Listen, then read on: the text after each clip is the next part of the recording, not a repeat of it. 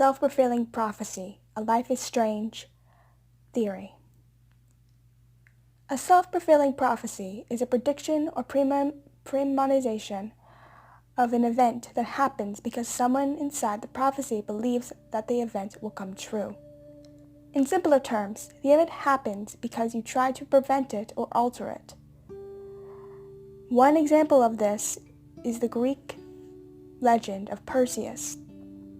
The myth starts with the king of Argos getting a prophecy that his grandson will kill him.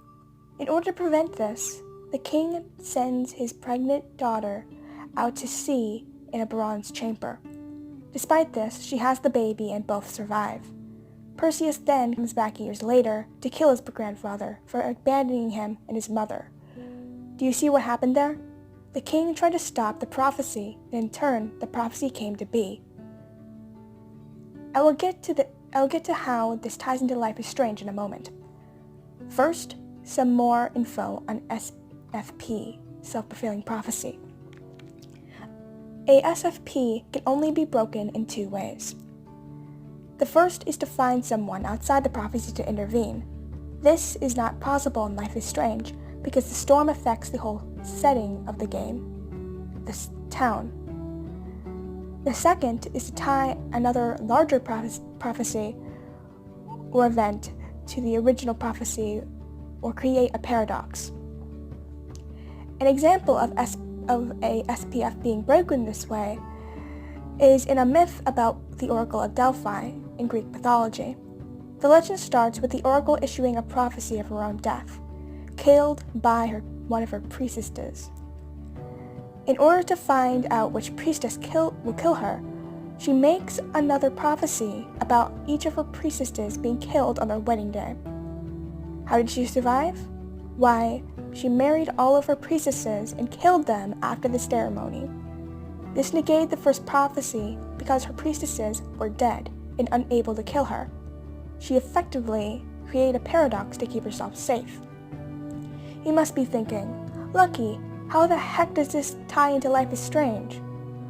Well, the answer isn't as simple as I would like it to be, but I will try to explain myself. The prophecy in the game is the storm seen by Max in the first episode. The event of this storm throughout the week is foreshadowed to us through Max's various visions. Right after seeing her first vision, Max proceeds to the bathroom where she sees Chloe get shot. This creates a second prophecy. We think that the developers were being lazy with the endings. What if we just never understood them? What if Chloe dying and the storm are indeed connected, but not in the way we first thought? Max saw the storm and Chloe's death.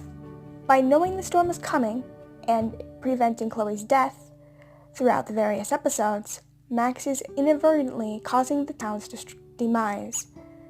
It's not because of her fucking with time, but rather her preventing an event that was prophesied to happen. That is why the answer at the end is to kill Chloe. Her death is the alternate prophecy that negates the original one of the storm. It's why Chloe seems to die so much in this game. Max believes she has to save her, and therefore the universe tries to kill Chloe, in one way or another. Now, how do the endings tie into this? One ending, where we sacrifice Chloe, negates the storm because her death was made into a bigger prophecy.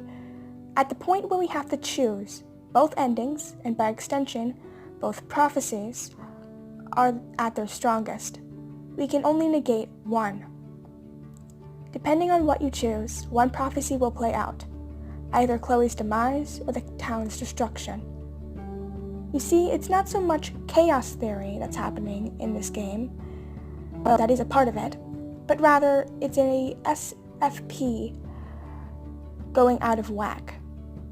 But who knows? I could just be overanalyzing a choice-based game revolving around the means of time travel. What do you guys think? Do you agree with this theory or do you have another? I'd love to hear your thoughts in the comments below. That's all for now, my clovers. I'll see you later. Bye!